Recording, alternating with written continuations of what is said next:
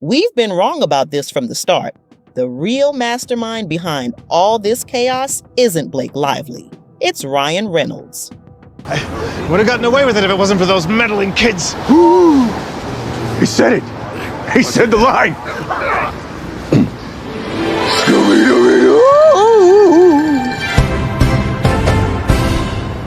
Hi guys, welcome to Shhhcrets. If you're new here, go ahead and subscribe because you will love my vibe. The Blake Lively, Justin Baldoni, and Ryan Reynolds drama just got a Scooby-Doo twist. For weeks, everyone's been feeling sorry for poor Ryan, the husband stuck with a lying, conniving wife whose misdeeds could drag his career down with hers. Some even laughed, calling it karma for trading in Scarlett Johansson for Blake. The consensus? Ryan's the unfortunate casualty in this mess. But what if he's not? What if Ryan is the real mastermind behind it all? Thanks to Candace Owens, the mask is off and the clues are too good to ignore. Okay, Ryan. We're starting to see you for who you are. This is the only thing that makes sense. The villain in this entire story is not Blake Lively. It's not Justin Baldoni, but it is Ryan Reynolds. And now I look at him and I just go, how did I not see? Look, he puts Botox in his forehead. Of course. He's a madman. Of course. Let's get into it. Candace Owens has dropped some bombshells claiming Ryan Reynolds orchestrated the chaos that's been unfolding. Allegedly, it all began when Ryan visited the set of It Ends With Us and saw raw footage, the dailies, that led to a massive argument with Blake in her trailer. From that moment, Ryan reportedly became a near-permanent fixture on set, rewriting lines, undermining Justin Baldoni's authority, and essentially taking control of the project. This is what happened. They said that you have on set these things that are called dailies, which is essentially all of the footage that was shot in one day. They said one day, Ryan Reynolds comes to set. This is the backstory. Comes to set, reviews the dailies, the raw footage, whatever that was shot today, reviews the script, and then he goes into his trailer, allegedly. Don't gag order or sue me, Ryan Reynolds. Okay, I don't want to be involved in your drama. I'm just telling my audience what I was told. He goes into Blake Lively's trailer and they have an argument. All of the production assistants overheard the argument, okay? Now, what was at the root of that argument? We don't know, but we can assume it had something to do with what he saw in these dailies, what he read in the script. Who even knows what led him to even visit on this day? And the person says that from that day forward, he started involving himself, that he basically became a chaperone for her on set. He was there basically every day involved in the projects, wanting to rewrite lines, and suddenly Ryan Reynolds was trying to wrangle this project from Justin Baldoni, okay? So that is first and foremost positively fascinating, because I didn't even consider the angle that there had been some sort of a fight that took place between Blake Lively and Ryan Reynolds that switched things. But it makes sense when you look at the lawsuit, because Justin Baldoni is like, we offered her an intimacy coordinator and she was not okay with it. Then suddenly in her complaint, which I am now referring to as Ryan Reynolds' complaint, she's like, there was no intimacy coordinator. And he's like, she was totally fine and joking with me about this stuff. And then all of a sudden in the complaint, she's like, why is he riffing at all? Like, we have to just stay in character at all times. Why would he do this? According to Candace, it boils down to jealousy and insecurity. Whether it was perceived chemistry between Blake and Justin or something in the script that set him off, Ryan's reaction was to seize control and push Justin out entirely.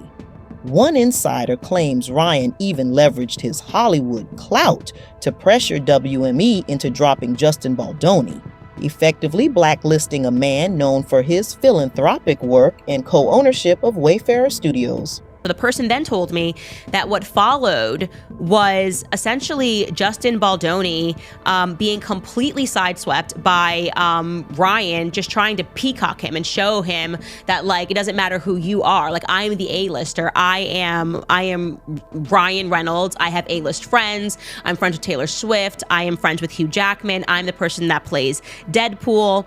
And that is when... And this person was a strong contact. So this isn't like a little bit of tea. This is like, I felt good receiving this information from another person who said that it was Ryan Reynolds who marched into WME, okay, which is Endeavor. It's also called Endeavor. It is the biggest talent agency in the world. Every celebrity is under there, from Taylor Swift to Justin Baldoni, and said, it's us or it's him. Like, you're going to drop Justin Baldoni or you're going to lose all of us. Let's put that into perspective. Ryan Reynolds has a track record of control issues. His first marriage to Scarlett Johansson allegedly ended over competitive tensions, with Scarlett hinting at professional rivalry. Then there was the exit of Deadpool director Tim Miller, who walked away citing creative clashes with Ryan. Even his Deadpool co-star TJ Miller has called out moments where Ryan weaponized his character for personal jabs. We had a really weird moment on Deadpool where he said, let's do one more take. And everyone was like, okay. And I was like, yeah, I'm fine. And then as the character, he was like horrifically mean to me. But to me. Cathartic. As if I'm Weasel. Right. Mm-hmm. So he was like, what's great about you, Weasel? You're not the star. But you just, you do just enough exposition that it's funny, and then we can leave and get back to the real movie. So he's riffing. How much riffing was done? A lot. And he's a great improviser. And how much of it made the cut? A lot of it. And then the stuff that they kept and you see in the reel, it's a lot of it is what he's doing. I'm riffing. Also, the writers were so incredible. But what went south in that moment? Did you react to it? I just kind of listened and thought it was weird. And then I got off stage because then they finally were like, cut. And then I got off stage and I walked over and the whole crew was acting weird. And then I went up to Kate and I was like, that was weird, right? And she was like, of course it was weird. It was insane. It was insane. And everybody was looking at each other like, what the is he doing? Now, with this latest incident, it seems like a familiar pattern, only the stakes are higher. Fast forward to this project, and Ryan's alleged actions seem calculated at every turn.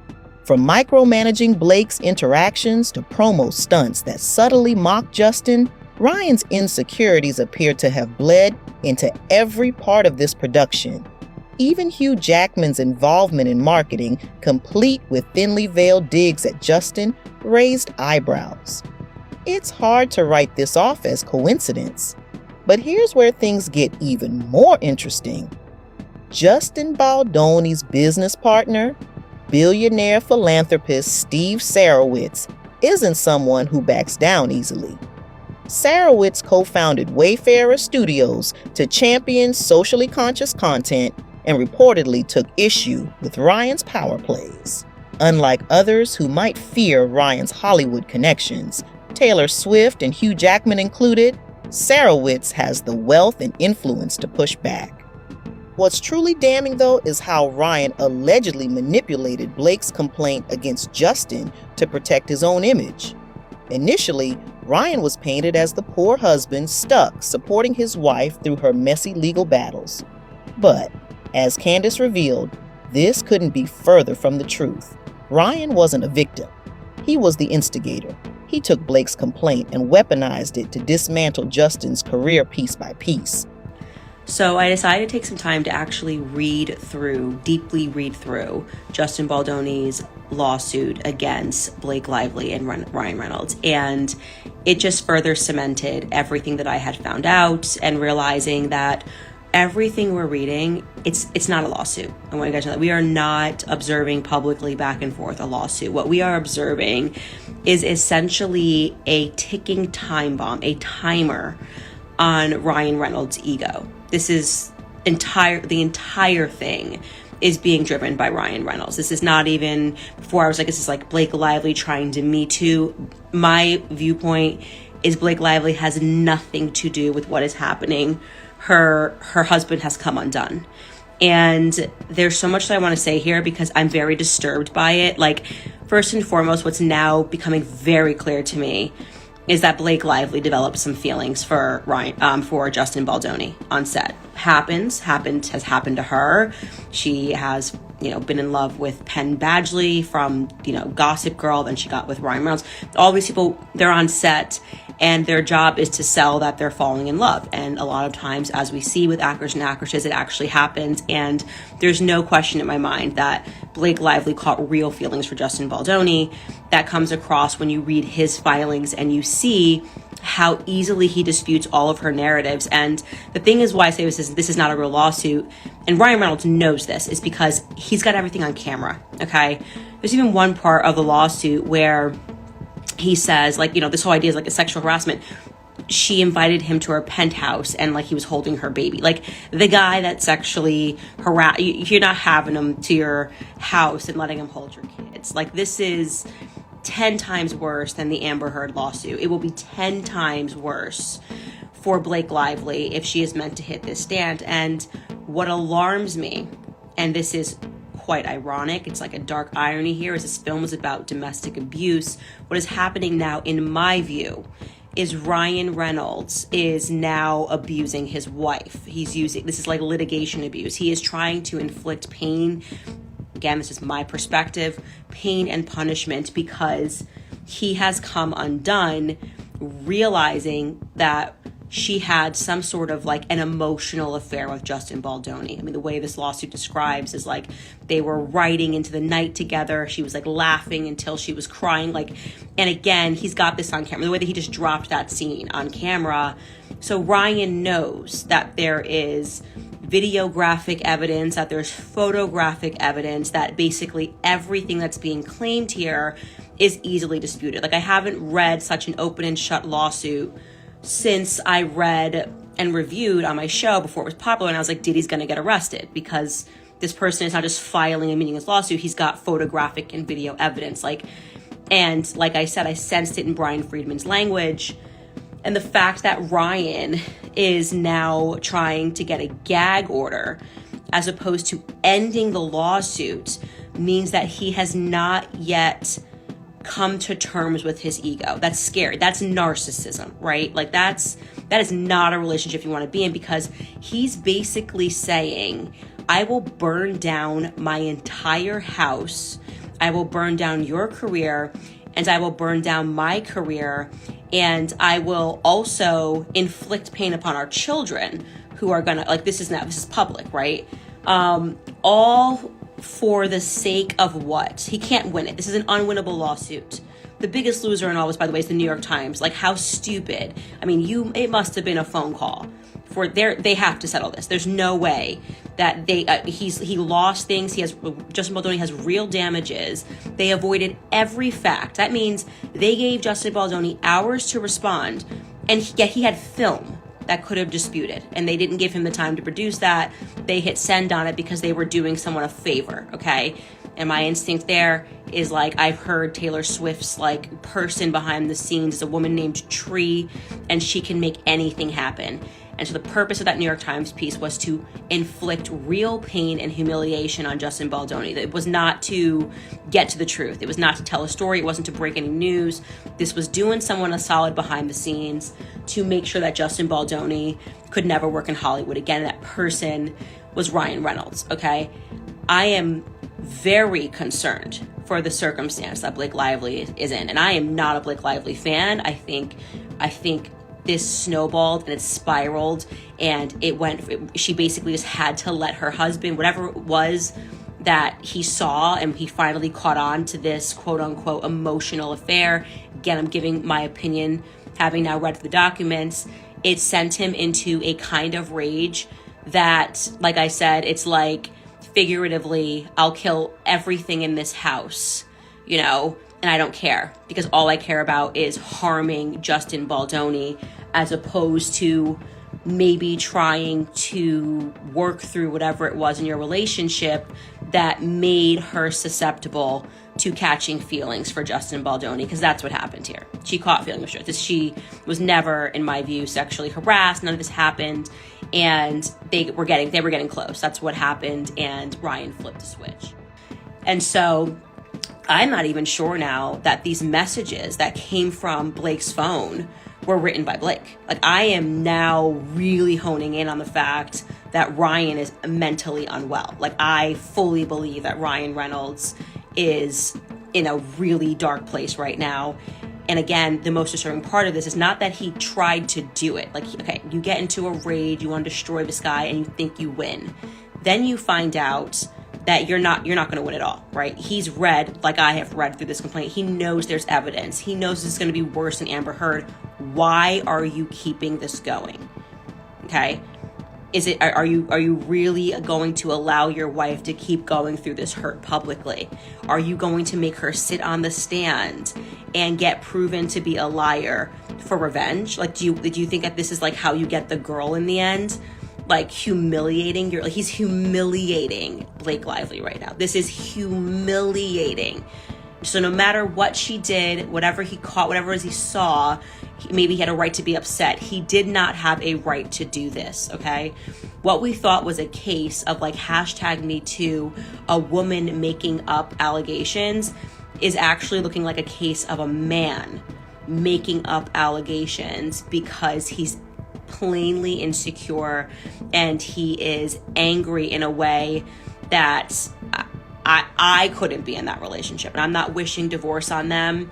I'm saying that, like, if a divorce happens with them, I would not be shocked because, like I said, the fact that he's keeping this going is this is not a man who loves you. Like, this is not a man who loves you. You work through this stuff privately. You don't do this. He's on a war path against Justin Baldoni, and he can't win it. If not for those meddling sleuths online, he might have gotten away with it. But now, the mask is off and the truth is out. Let's address the critical question. Does Blake Lively deserve a free pass if it's true that Ryan Reynolds is emotionally abusive and pressuring her into these lawsuits and allegations? Absolutely not. Even if Ryan's alleged manipulation paints him as the architect of this drama, Blake is no passive participant.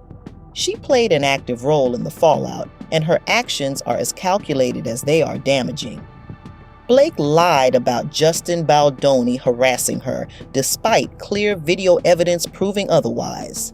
She continuously overstepped, interjected, and sabotaged the project, making it impossible for Ryan to execute smoothly. These aren't the behaviors of someone who was merely coerced. They are the choices of someone who knew exactly what she was doing and did it anyway. Let's not forget Blake's history of cruelty and arrogance. This is the same woman who chose to get married on a plantation, a blatant disregard for the weight of history. She reminded Leighton Meester she was born in a cage, referred to her co-stars as little monkeys, mocked Justin Baldoni's nose in an act of cruel body shaming, and even joked about darkening her skin to disguise herself while stalking. When my best friend and I, when we were in 10th grade, we had like crazy crushes. We would drive around, like stalk these guys. We decided one night to go to the arcade where they were, and I put bronzer all over myself in a Scary Spice fro, so I thought they would think I was like a black girl. And so I could stalk them. My friend dressed up as like this goth girl, and we literally sat outside their houses. This isn't a person deserving of pity. This is someone who has consistently shown a pattern of toxic, self-serving behavior.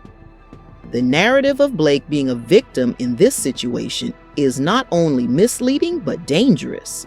She's not just complicit, she's a co-conspirator. Trying to paint her as someone forced into this mess is a disservice to the truth. Blake isn't just enabling Ryan's actions, she's amplifying them for her own gain. Mark my words, this marriage won't survive the chaos they've created. Their pride, their obsession with control, and the fallout of their actions will lead to the inevitable implosion of their relationship. When that happens, Blake will turn on Ryan without hesitation. She'll cry her white woman tears, play the victim, and manipulate public sympathy to save face and shift blame. This is her pattern, and it's predictable. Let's be clear. Everyone involved here is an adult with full agency. Even in situations where emotional abuse is present, there are choices. While it's tempting to feel sorry for Blake, let's not forget that she had countless opportunities to resist, step away, or act differently. Instead, she chose to be part of a deliberate and vicious attack on Justin Baldoni's career and reputation. Accountability is non-negotiable, and Blake Lively is far from blameless in this toxic saga. So now the question looms. Was this all about jealousy? Or does this reveal a deeper issue with Ryan Reynolds and his need for control? Whatever the case, it's clear that his actions have had far-reaching consequences. From derailing Justin Baldoni's career to creating unnecessary tension on set, Ryan's behavior has done more harm than good. The irony? For someone trying so hard to protect his image, he's only made it worse. So, what do you think, guys? Is Ryan Reynolds the mastermind whose insecurities spiraled out of control? Or is there even more to this story that's yet to come to light? Let me know your thoughts in the comments below. And as always, thank you for watching Shhhcrets. Don't forget to like, share, and subscribe if you like my vibe. Until next time, bye guys. And you, decent guy? No. Terrible human being.